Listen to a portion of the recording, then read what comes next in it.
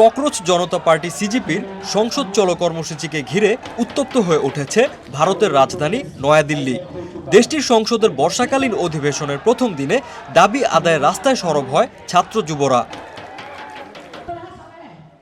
কেন্দ্রীয় শিক্ষামন্ত্রী ধর্মেন্দ্র প্রধানের পদত্যাগের দাবিতে হাজারো আন্দোলনকারী সংসদ ভবনের দিকে মিছিল করলে পুলিশের সঙ্গে দফায় দফায় সংঘর্ষ হয়। পরিস্থিতি নিয়ন্ত্রণে পুলিশ লাঠিচার্জ ও টিয়ার গ্যাস নিক্ষেপ করে। সম্প্রতি মেডিকেল ভর্তি পরীক্ষা নিটের প্রশ্নপত্র ফাঁস হওয়ায় 21 শিক্ষার্থী আত্মহত্যা করেছেন।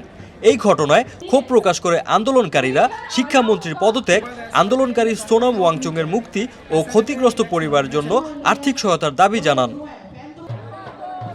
সিজেপির প্রতিনিধিরা কেন্দ্রীয় স্বাস্থ্যমন্ত্রী জেপি নাড্ডার সঙ্গে বৈঠক করে স্মারকলিপি দেন। সরকার পুলিশি তৎপরতা কমানোর আশ্বাস দিলেও দাবি পূরণ না হওয়া পর্যন্ত আন্দোলন চালিয়ে যাওয়ার ঘোষণা দেয় সংগঠনটি। Desk report, hello Bangladesh. 5 minute बाद ही नींद आनी शुरू हो जाती है उसमें।